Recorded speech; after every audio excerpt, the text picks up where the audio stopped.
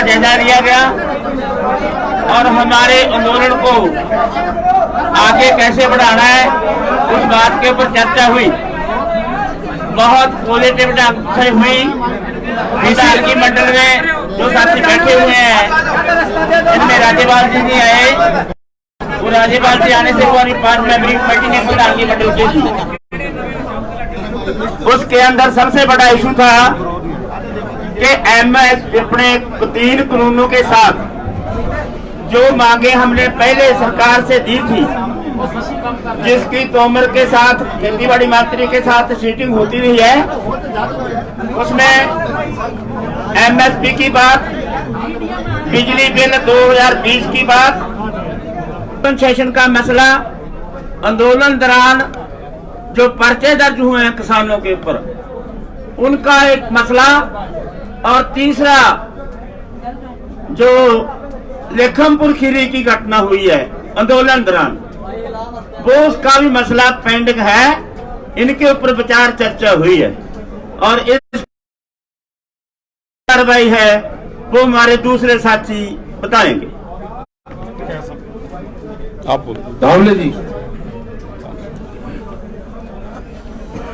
पत्रकार साथियों, आज एसकेएम की बहुत ही जबरदस्त मीटिंग आज हुई यहाँ सिंगू बॉर्डर में, और ये जो 3 कृषि कानून जो किसान विरोधी थे, बहुत बहुत बधाई। आज के इस एसकेएम के मीटिंग ने पूरे देश के किसान और मजदूरों को उनका अभिनंदन किया, उनको बधाई दी। लेकिन उसके साथ कुछ बातें जो हमारे आंदोलन में पहले दिन से हमने रखी थी, एक था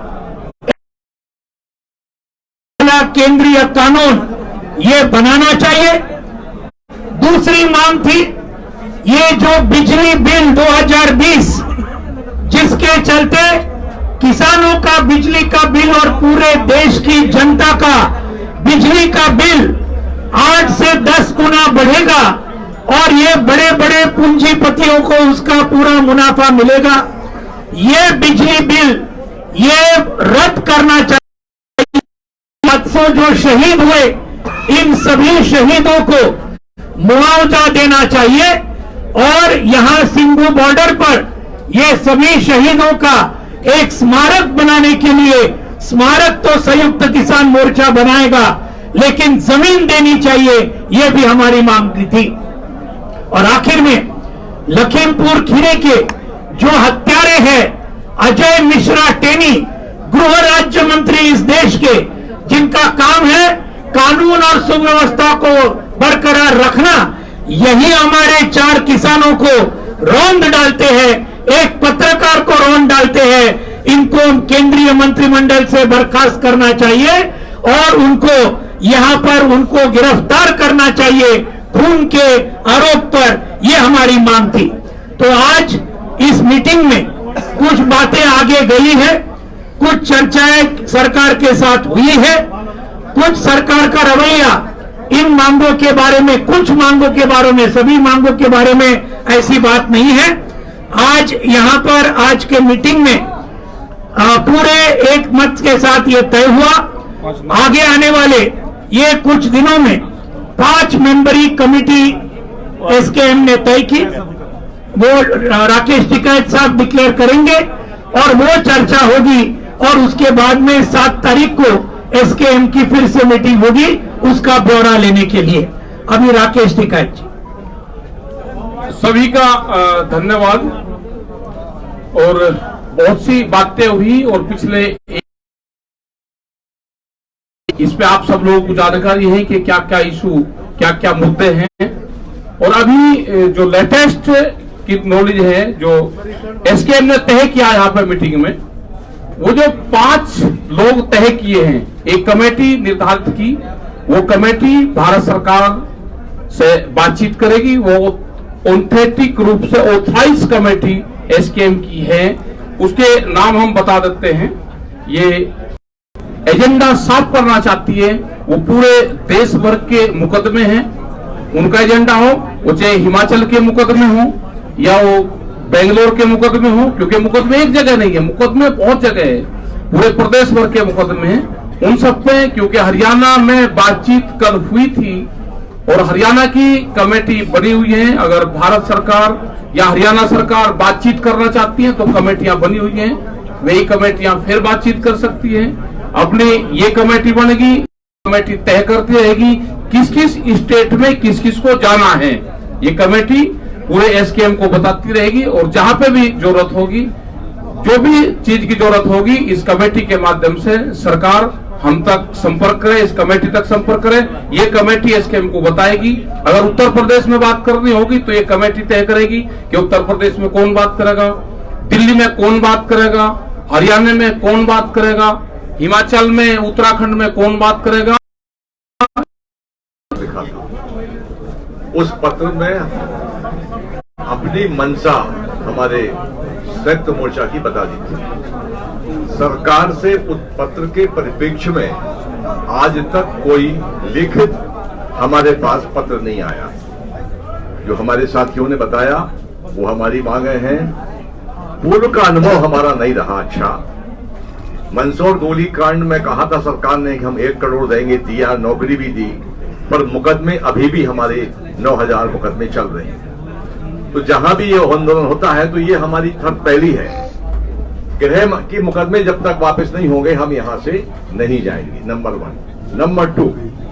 नंबर टू ये कि केंद्र सरकार को यह अधिकार है कि वो राज्य सरकारों को डायरेक्शन दे सकती है कि जो किसान आंदोलन के अंतर्गत जो मुकदमे आए हैं, वो जो हमारे को सहयोग करने वाले लोग थे उन पर भी मुकदमे लगे हैं, वो मुकदमे, सभी मुकदमों को वापस लेने की प्रक्रिया होती है, वो प्रक्रिया अपने अपने राज्य में लोग चला सकते हैं। खेद का विषय हमारे लिए सबसे बड़ा वो हुआ कि जब देश की सबसे बड़ी संसद में कृषि मंत्री जी कहते हैं कि हमारे पास कोई आंकड़ा नहीं है किसान शहीदों का। मैं बता दूं प्रेस को कि नेशनल रिकॉर्ड ब्यूरो एक संस्था है इस देश की जो सभी प्रकार की मौतों के आंकड़े रखती है, और पार्लियामेंट में ऐसा बयान देना निश्चित तौर से अच्छा नहीं है, निंदापूर्वक है, अपमानजनक है कि ये 101 संगठन के 150 किसानों का पोस्टमार्टम यही हुआ है। पुलिस के पास रिकॉर्ड है, सबके पास रिकॉर्ड है, उसके बाद ऐसा कह देना ये उचित नहीं है। आंदोलन हमारा जारी रहेगा, आंदोलन पर कोई वो नहीं है। 5 मेंबरी कमेटी एमएसपी पर गारंटी के कानून की क्या शक्ल हो, उसमें हमारे तमाम सीनियर लीडर हैं, वो तय करेंगे। अभी हम लोग यहाँ पर यथावत यथास्थिति बनाए रखेंगे। एक बात बहुत महत्वपूर्ण बात जो रह गई है साथियों, हमने 5 मेंबरी कमेटी बनाई है, उनको अथॉरिटी भी है, वो बात करने के जाएंगे, वो फैसला कुछ बातें हैं जो उनके ध्यान में हैं।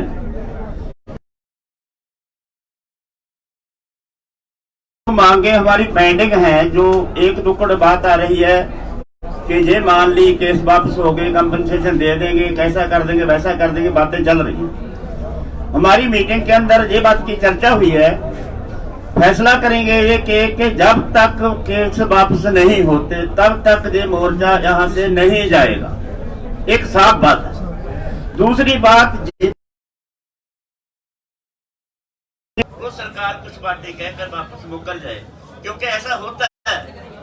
जैसे वैसे तो एक लॉजिक ये है, जब आंदोलन के दौरान आंदोलन खत्म होगा, जिन बातों के ऊपर आंदोलन चलता था, उस आंदोलन दौरान जो केसेस होते हैं या केस डालते हैं, ऑटोमेटिक की पर्चे सरकार को रद्द करने चाहिए, पर ऐसा हुआ नहीं। पिछले सालों में ऐसा हुआ है कि पर्चे भी रद्द कर दिए, नहीं पर्चे रद्द नहीं किए, फिर केस वो मसला सुलझ गया। हमने छोटी कमेटी बनाई है, पहला भी कह रही थी कि छोटी कमेटी बना दी जाए, 5 मैंबਰਾਂ ਦੀ 7 ਮੈਂਬਰਾਂ ਦੀ राजी नहीं सी, आज उस गल ते राजी हो गए हो कि सरकार के नाल छोटी कमेटी गल करे, बड़ी कमेटी ये है कैसे, क्योंकि नहीं, ये जो कमेटी है इसका, क्योंकि मैं आपको दोबारा रिपीट करता हूँ बात, ये पहले कमेटी क्यों नहीं बनी छोटी? पहले मसला बड़ा बाकी था। पहले ऐसा था कि कहीं हमारी छोटी कमेटी इसमें संशोधन करने के ऊपर, अमेंडमेंट करने के ऊपर, जो हमारी अभी तो एक अथराइज्ड कमेटी है, जो एसकेएम ने इनको अथॉरिटी बना दिया, ये अथॉरिटी के साथ सीधी बात करने में उनको क्या दिक्कत है? सर कमेटी के रिजल्ट आने के बाद ही आंदोलन के खात्मे का फैसला किया जाएगा। हमारी कमेटी को हमने अथॉरिटी दी है कि हम इन बातों के ऊपर बहस करनी है। आप सेटिस्फाई हुए तो फैसला करके जब आएंगे तब आंदोलन की समाप्ति भी होगी और आंदोलन जहाँ से जाएगा भी। आगे भी क्या करना है, एसकेएम बरकरार रहनी चाहिए। आगे किसानी की बहुत सारी मांगे रह रही हैं जो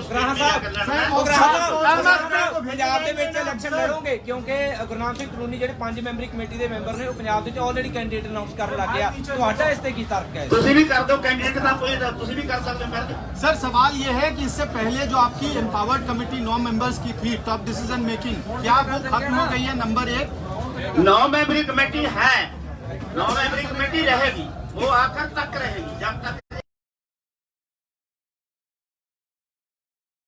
ये हमारा एक मुद्दे के ऊपर खत्म हो गया।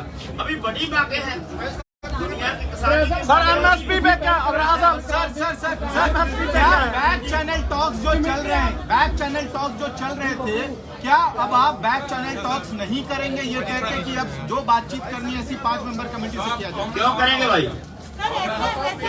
राजेश जी हमारे सामने होगी ये कमेटी बना दी, ये ऑथराइज कमेटी है। अंदर दिल्ली जाने का दरवाजा है, उसमें अंदर जाएगी, ये सारा काम अपने आप करेंगे। राकेश जी एक सवाल ये है कि औपचारिक रूप से राकेश साहब किसान नेता बल्कि सिंह राजेवाल से संपर्क किया था कल। ये क्या पता किसने किससे संपर्क करा, अब इससे संपर्क कर लिया। कमेटी है, अब जिससे भी बात करेंगे ये 5 लोग ऑथराइज करके अब बिल्कुल सरकार भी खुलकर बात करे, ये कमेटी भी खुलकर बात करे। बेच दिया, अरे ये तो जाली है सरकार के पास में। हाँ जाली है सरकार, यही करेंगे।